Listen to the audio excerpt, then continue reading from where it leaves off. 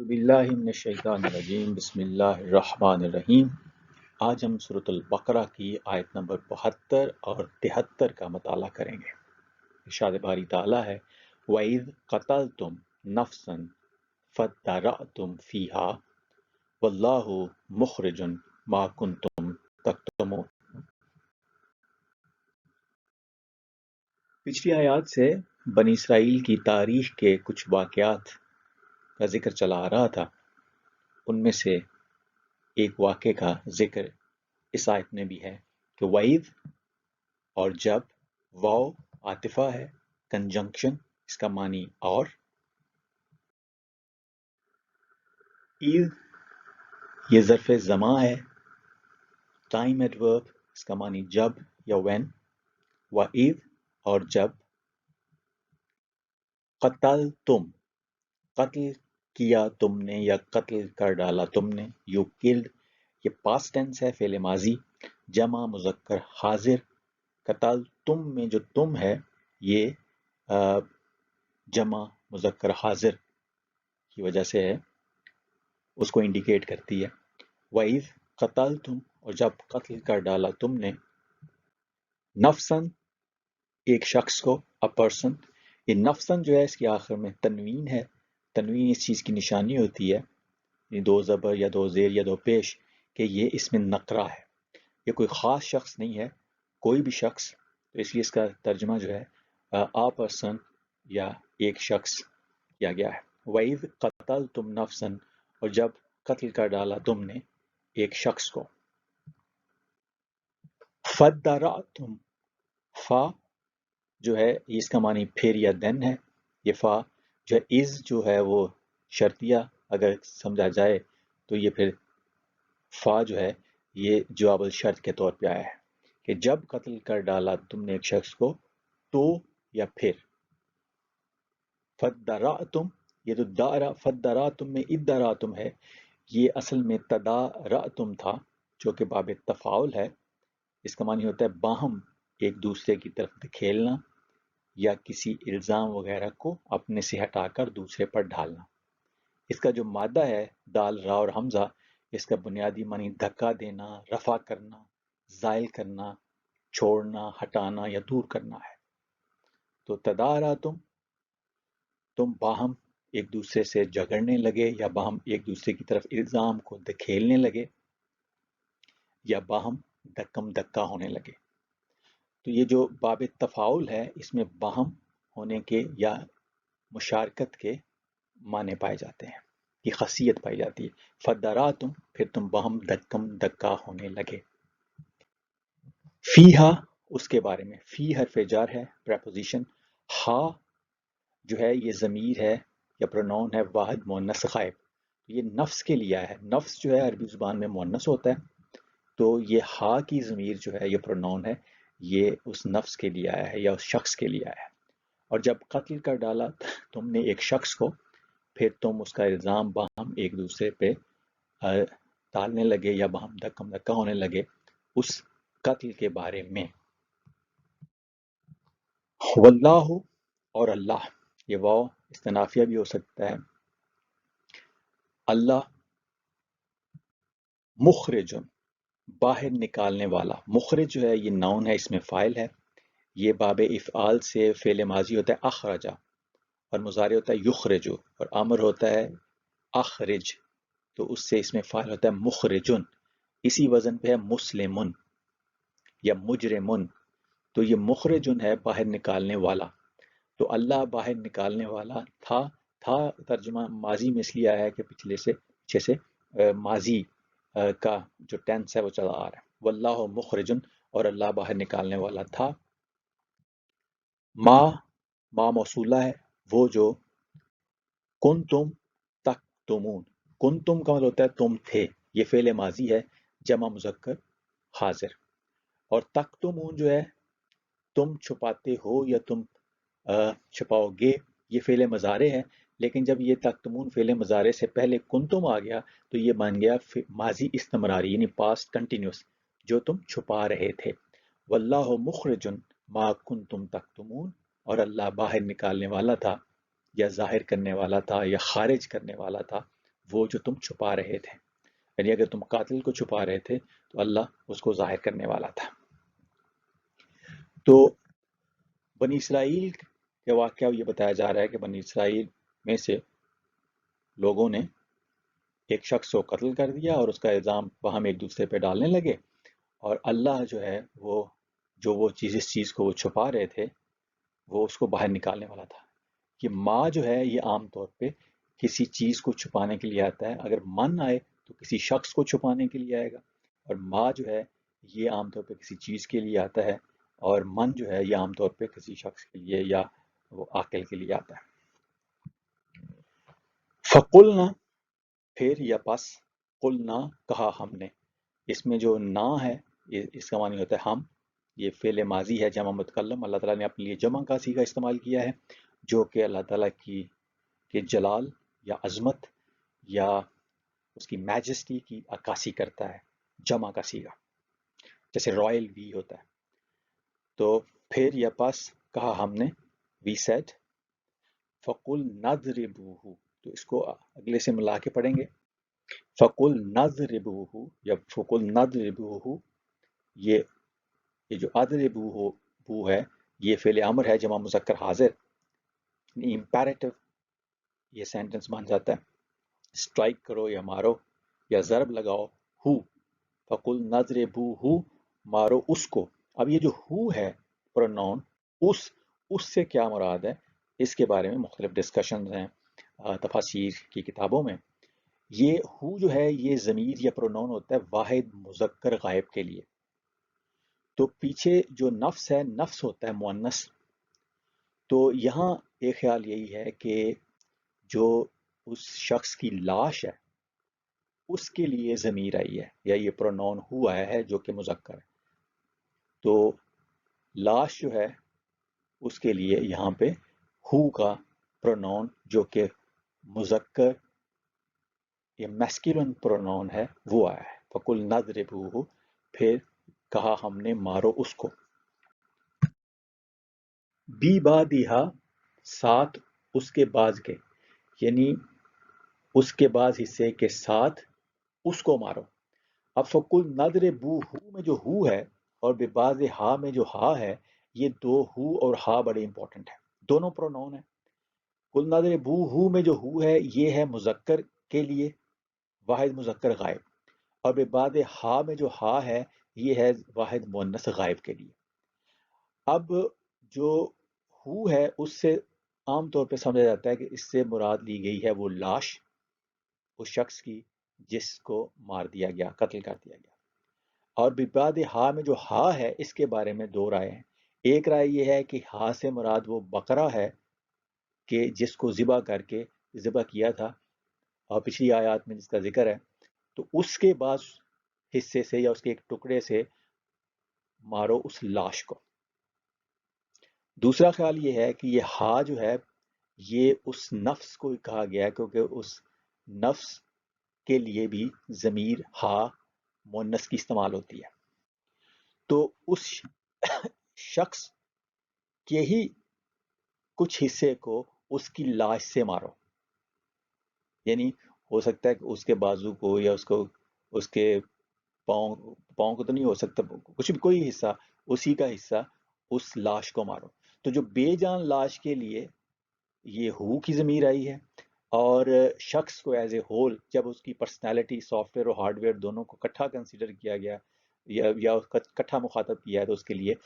ہا کی ضمیر آ گئی ہے پورے شخص کے طور پہ، تو شخص کے لیے ہا یا نفس کے لیے ہا، اور اس کی جو خالی باڈی ہے جو اس کی لاش ہے اس کے لیے ہو۔ بہرحال یہ ایک رائے اس میں یہ ہے کہ وہ جو بقرہ ہے اس کے بعض ٹکڑے کو اس لاش کے ساتھ مارو، اور دوسرا ہے کہ اسی شخص کے ایک حصے کو اس کی لاش کے اوپر مارو۔ اب ہو سکتا ہے کہ وہ جو لاش ہے وہ ابھی پوری طرح سے وہ اس کی جان نہ گئی ہو، جیسے لوگ کچھ قوموں میں چلے جاتے ہیں، جو قوموں میں چلے جاتے ہیں وہ لگتا ہے ایسے ہی ہے کہ جیسے ان کی جان چلی گئی ہے، لیکن ابھی وہ پوری طرح سے ان کی موت واقع نہیں ہوئی ہوتی۔ آگے ہے کذالک، لائک دیٹ، اس طرح. اب کا مطلب لائک یا جیسے یا طرح، اور ذالکا کا مطلب وہ، اور یہ اشارہ بعید ہے، دور کا اشارہ واحد مذکر کے لیے. کذالکا، اس طرح یا اس طرح. یحیی اللہ، اللہ زندہ کرتا ہے یا اللہ زندہ کرے گا. یحیی جو ہے یہ فعل مضارع ہے، واحد مذکر غائب باب افعال میں. تو یہ فعل مضارع ہوتا ہے، وہ حال کا اس میں زمانہ بھی پایا جاتا ہے اور مستقبل کا زمانہ بھی اس سے انڈیکیٹ ہوتا ہے. تو اس طرح زندہ کرتا ہے اللہ، یہ بھی اس کا ترجمہ ہو سکتا ہے، یا اس طرح زندہ کرے گا اللہ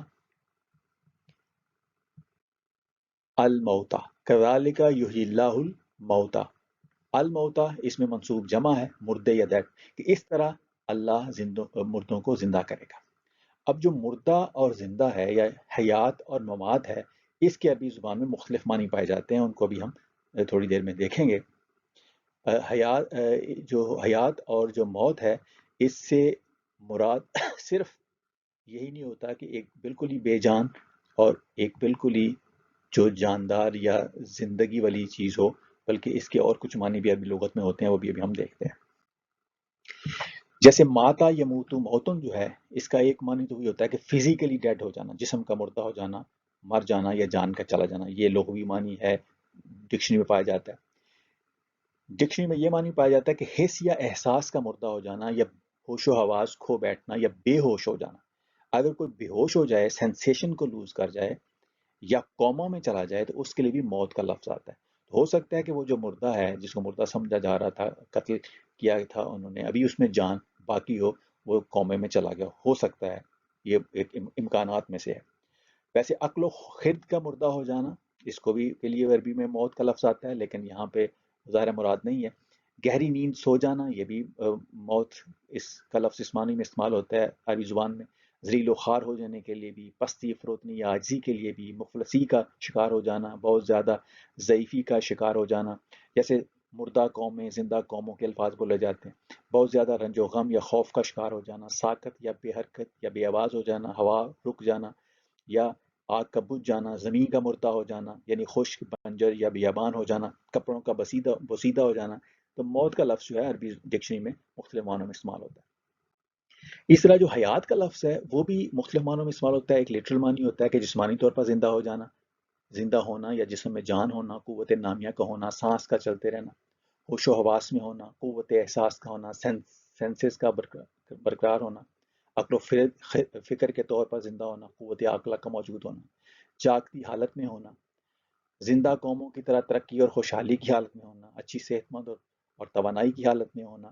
رنج و غم سے آزاد ہونا، فعال اور متحرک ہونا، اسٹیگننٹ نہ ہونا. آگ جو جلتی ہوئی ہو، لائیو ہو، اس کو بھی زندہ کہتے ہیں. زمین اگر سرسبز و شاداب ہو، اس کو بھی زندہ کہتے ہیں. راستہ اگر واضح ہو تو اس کو بھی حیات طریق کہتے ہیں. اور ایک اللہ تعالیٰ کی حیات بھی ہے جس کو کوئی موت نہیں ہے. تو عربی میں حیات اور موت کے الفاظ جو ہیں، وہ لٹرل کے علاوہ فگوریٹو معنوں میں بھی ہوتے ہیں، اور سونے کے لیے اور بے ہوش ہونے کے لیے بھی آتے ہیں. جیسے ہم نے ایک دعا جو ہے ہم اکثر پڑھتے ہیں سو کے اٹھنے کے بعد، کہ الحمدللہ الذی احیانا بعد ما اماتنا و الیہ النشور. سب حمد اللہ کے لیے ہے جس نے ہمیں مار کر زندگی بخشی اور ہم کو اسی کی طرف اٹھ کر جانا ہے. تو یہ جو سونا ہے اس کو یہاں موت سے تعبیر کیا گیا ہے، اور سونے کے بعد جو جاگنا ہے اس کو حیات سے تعبیر کیا گیا ہے. تو کہ حمد اس کے لیے ہے جس نے ہمیں حیات دی، ہمیں موت دینے کے بعد، اور اسی کی طرف ہمیں اٹھ کر جانا ہے. تو گویا سونے کو بھی جو ہے وہ موت سے تعبیر کیا جاتا ہے. تو اب وہ جو جس کو قتل کر دیا تھا انہوں نے، وہ ہو سکتا ہے کومے میں ہو، اور اسی کو جو انہوں نے اسی کے باڈی پارٹ کے ساتھ ہلایا ہو اس کو، یا اس کو ضرب لگائی ہو خاص طرح سے، تو ہو سکتا ہے وہ اٹھ گیا ہو. تو جیسے وہ نیند سے جاگ جاتا ہے اور پھر اس کے بعد دوبارہ وہ تھوڑی دیر کے بعد فوت ہو گیا ہو. تو ایک جو اس کا معنی کیا جاتا ہے وہ یہ کہ اس کو انہوں نے بقرہ یا گائے کا ٹکڑا لگایا تھا، اور اس کے بعد پھر یہ تھا کہ وہ اٹھ کے ہوش میں آیا، اس نے قاتل کا نام بتایا اور پھر وہ مر گیا. ایک روایت میں یہ بھی ہمیں ملتا ہے. اور اگر اس کو صحیح مانا جائے تو اس میں پھر ایک اور جو سوال پیدا ہوتا ہے، کچھ لوگوں نے اٹھایا ہے سوال، وہ یہ کہ وہ جو بکرا ہے اس کی تو تقدیس ان کے ذہنوں میں پہلے سے تھی، وہ بچھڑے کی پوجا کرتے تھے، تو اگر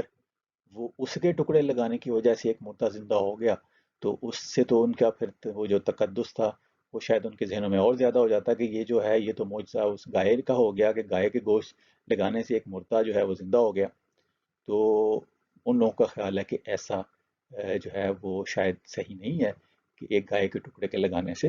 وہ ایک مردہ جو ہے وہ زندہ ہو گیا۔ بہرحال یہ جو آیت ہے اس کو مشکل آیات میں سے سمجھا جاتا ہے، اس کی مختلف تعبیریں، مختلف انٹرپریٹیشنز مختلف لوگوں نے کی ہیں، تو جو دو بنیادی ہیں، جو ریشنلسٹ لوگ ہیں انہوں نے یہ کی ہے کہ انہوں نے اس لاش کے کے ہی اس شخص کے ہی کسی حصے کو اس لاش کے ساتھ ضرب لگائی جس سے وہ جو ہے وہ بعد میں زندہ ہو گیا ہوگا، ادھر ہی نیند سے جا گیا ہوگا یا قوم میں سے اٹھ گیا ہو، اور دوسرا جو تعبیر ہے وہی روایتی، وہ یہ کہ بکرا یا گائے کے ٹکڑے کو لگایا اور پھر وہ اٹھ گیا، اور یہ ایک معجزہ تھا۔ اور اگلا جو ٹکڑا ہے آیت کا وہ یہ ہے کہ وَيُرِيكُمْ، واو عاطفہ ہے، یوریکم وہ دکھاتا ہے یا وہ دکھائے گا، کم تم کو، آیات ہی اپنی نشانیاں، لعلکم تاکہ تم، تاقلون تم عقل کرو۔ اب تاقلون میں بھی تم کا جو ہے وہ انڈرسٹوڈ ہے، شامل ہے، اور لعلکم میں جو کم ہے یہ بھی تم کا معنی دیتی ہے۔ تو اس آیت میں بھی عقل کا جو ذکر ہے تو اس سے اشارہ یہی ملتا ہے کہ اس میں کوئی سوچنے سمجھنے والی چیز ہے، یہ اس میں یہ ایسی چیز نہیں ہے یہ واقعہ کہ جس سے عقل عاجز آ جائے، تو یہاں پہ جو اللہ تعالیٰ نے خاص طور پہ عقل کا ذکر کیا ہے کہ اللہ دکھاتا ہے تمہیں اپنی نشانیاں تاکہ تم عقل کرو، تو ہو سکتا ہے یہاں پہ ہنٹ ہو کہ اس کے اوپر کوئی غور و فکر اور تحقیق کی جائے کہ کیسے اس طرح قوم میں سے یا جو اس طرح لوگ جو ہیں وہ زندہ ہوتے ہیں یا قوم میں سے دوبارہ اٹھ کھڑے ہوتے ہیں، اگر اس کو قوما سمجھا جائے تو عقل کو جو یہاں پہ آواز دی ہے اس سے لگتا یہ ہے کہ اس میں کوئی چیز غور و خوض کرنے کی طرف بھی اشارہ ہے کہ اس کے اوپر غور تحقیق کر کے یہاں سے دیکھا جائے کہ کس طرح جو ہے لوگ اس طرح موت سے یا گہری نیند سے یا بے ہوشی سے یا قومے سے دوبارہ اٹھ جاتے ہیں اور اللہ اس طرح اٹھاتا ہے۔ یہ جو لفظ آیت ہے اس کا معنی معجزہ بھی ہے اور اس کے علاوہ اور بھی بڑے معنی ہوتے ہیں۔ ایک اس کا جو مین معنی ہے وہ ہے یہ کسی بھی علامت ظاہرہ یا واضح علامت یا نشانی کو کہتے ہیں یا راستے کے نشان کو کہتے ہیں۔ ہر وہ ظاہر شے جو دوسری ایسی شے کا لازمی خاصہ ہو جو اس کی طرح ظاہر نہ ہو، مگر جب کوئی شخص اس ظاہر شے کا ادراک کر لے تو جان لے کہ اس نے اس پوشیدہ شے کا ادراک کر لیا۔ یعنی کہیں دور سے اگر دھواں نظر آئے تو وہاں پہ آگ بالکل اگر نظر نہ بھی آ رہی ہو دور سے تو دھوئیں کی نشانی سے بندہ سمجھ لیتا ہے کہ وہاں پہ کوئی آگ بھی ہوگی۔ اس دنیا میں انسان اللہ کی ذات کا براہ راست ادراک نہیں کر سکتا، وہ اللہ کی ذات کا جس حد تک بھی ادراک کر سکتا ہے اس کا ذریعہ اس کی نازل کرتا آیات یا نشانیاں ہیں، اور وہ ظاہری علامات ہیں جو اس کی بنائی ہوئی کائنات اور مخلوقات میں بکھری پڑی ہیں۔ تو اللہ کی ایک آیات یا نشانیاں تو وہ ہیں جو قرآن مجید کے اندر ہیں، ان آیات کے تھرو، نشانیوں کے تھرو اللہ تعالیٰ کو پہچانا یا جانا جا سکتا ہے۔ دوسری اللہ تعالیٰ کی آیات اس دنیا میں ہیں، وَمِنْ آیَاتِهِ خَلْقُ السَّمَاوَاتِ وَالْأَرْضِ، جیسے اللہ تعالیٰ نے کہا، تو وہ ان نشانیوں سے بھی اللہ تعالیٰ کو پہچانا جا سکتا ہے، جانا جا سکتا ہے۔ قرآن مجید میں جو مختلف جملے یا فقرے میں نظر آتے ہیں جن کے آخر میں وقف ہوتا ہے اس کو بھی آیت کہتے ہیں، اور قرآن کریم کی آیات میں دیے گئے جو اللہ تعالیٰ کے احکامات ہیں ان کو بھی آیات کہا جاتا ہے۔ کائنات یا عالم انفس یا آفاق میں اللہ کی نشانیاں جو قوانین ہیں ان کو بھی آیت کہا جاتا ہے، معجزے کو بھی آیت کہا جاتا ہے، فکری دلیل یا واضح شہادت کو بھی عربی میں آیت کہتے ہیں، سمان عبرت یا پیغام کو بھی جو ہے وہ آیت کہتے ہیں، کسی مانیومنٹ یا میموریل بلند عمارت کو بھی عربی میں آیت کہتے ہیں، اور جیسے کوئی شخص ہو اس کو بھی آیت کہتے ہیں، جیسے ہم نے دیکھا ہے کہ یہ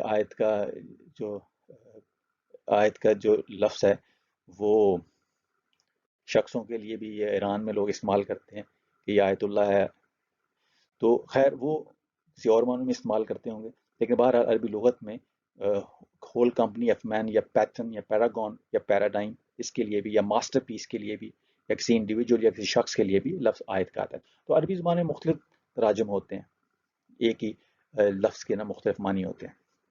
کانٹیکسٹ میں دیکھنا پڑتا ہے کہ کون سا وہاں پہ زیادہ موضوع ہے. تو یہاں پہ بتایا گیا ہے کہ اللہ تعالیٰ تمہیں اپنی نشانیاں دکھاتا ہے. اب وہ نشانی معجزہ بھی ہو سکتی ہے، وہ نشانی جو ہے یہ بھی ہنٹ بھی ہو سکتی ہے کسی چیز کا، کہ یہ جو ہنٹ اللہ تعالیٰ نے دیا ہے اور اس لیے دیا ہے تاکہ تم عقل سے کام لو، اس کے اوپر غور و خوض کرو، تدبر کرو اور دیکھو کہ کس طرح اللہ تعالیٰ جو ہے یہ اس طرح جو قوموں میں چلے جاتے ہیں یا مر جاتے ہیں ان کو اللہ تعالیٰ زندگی عطا کرتا ہے. تو ہو سکتا ہے اس کی تحقیق کی طرف جو ہے وہ ایک اللہ تعالیٰ نے ہنٹ دیا ہو کہ یہ جو چیز دکھائی ہے وہ فینومینا ہے، یہ جو ہے یہ قابل تحقیق ایک چیز ہے، اس کے اوپر تحقیق ضروری ہے. اس طرح لفظ جو عقل ہے اس کا بنیادی معنی تو روکنا، باندھنا یا باز رکھنا ہوتا ہے. اور اقال اس رسی کو کہتے ہیں جس سے اونٹ کی کلائی اور ران کو ملا کے باندھا جاتا ہے تاکہ وہ اس کی جو حرکت ہے وہ محدود ہو جائے، رک جائے. تو یہیں سے نکلا ہے کہ عقل وہ چیز ہے جو انسان کو غیر مناسب رویے یا غلط فیصلے یا غلط عمل سے روکتی یا باز رکھتی ہے. عقل کا دوسرا معنی سمجھنا ہے یا کسی شے کی حقیقت کو جاننا ہے. جیسے عقل الشیء کا مطلب ہے کہ وہ شے کو سمجھ گیا یا اس کی حقیقت جان گیا. تو یہاں جو لعلکم تعقلون آیا تھا اس آیت میں، تو یہ اس لیے آیا تھا کہ تاکہ تم سمجھو کسی شے کی حقیقت کو جانو. تو اس کے پیچھے جو حقیقت ہے اس کو جاننے کی طرف جو ہے وہ ہمیں ہنٹ دیا گیا کہ ہمیں اس کے لیے کوشش کرنی چاہیے. اللہ تعالیٰ ہمیں اپنی آیات کو صحیح طور پہ سمجھنے اور اس پر عمل کرنے کی توفیق عطا فرمائے. وما علینا الا البلاغ المبین.